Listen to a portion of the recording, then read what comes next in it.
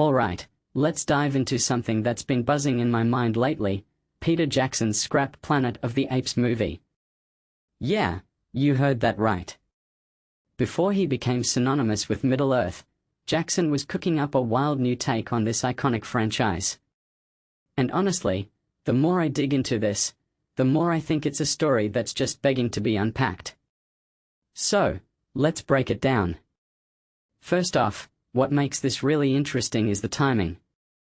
The 80s and 90s were this weird limbo for Planet of the Apes.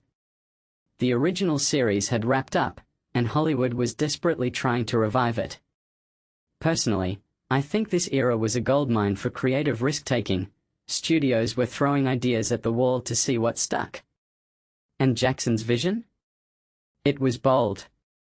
He and his partner Fran Walsh wrote a treatment called The Renaissance of the Planet of the Apes, where Roddy McDowall, the OG Cornelius and Caesar, would play an ape inspired by Leonardo da Vinci.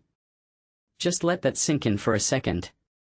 McDowall, a franchise legend, reimagined as a Da Vinci-esque ape. That's not just fan service, that's a creative swing for the fences. But here's where it gets messy. Jackson had a first-look deal with Miramax, and he was juggling multiple projects, including King Kong and The Lord of the Rings. If you take a step back and think about it, this was a guy at a crossroads. Kong was his passion project, Rings was a massive gamble, and Apes was this high-concept, effects-heavy idea. What many people don't realize is that Jackson's career could have gone in a completely different direction if he'd leaned into Apes. But here's the kicker: the project started attracting big names like James Cameron and Arnold Schwarzenegger. And that's when things fell apart. In my opinion, Jackson's decision to walk away was less about fear and more about creative integrity. He said it himself: "I don't want to direct a movie that has Schwarzenegger and Cameron. I have no power at all." And honestly, I get it. Cameron and Schwarzenegger are titans, but their involvement would have shifted the project's DNA. Cameron, for instance, wanted to bring back Charlton Heston as Taylor, another nod to the original series. But here's the thing: Jackson's vision was about renaissance, about blending art and science. Adding Heston and Schwarzenegger? That's a different movie entirely. One thing that immediately stands out is how Jackson's departure feels like a missed opportunity, but also a moment of clarity. He chose Rings, and the rest is history. Now, let's zoom out for a second.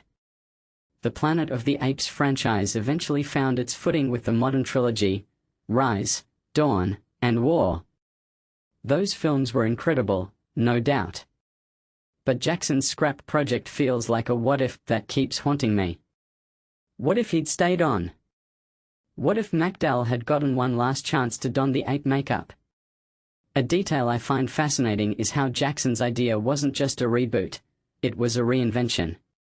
It wasn't about apes versus humans, it was about apes as artists, thinkers, creators. That's a version of Planet of the Apes I would have loved to see. And here's the broader perspective: Hollywood's obsession with reviving franchises often leads to safe, formulaic choices. But Jackson's Apes project was anything but safe. It was ambitious, risky, and deeply personal. Personally, I think that's what makes it so compelling. It's a reminder that sometimes the most interesting stories are the ones that never get told.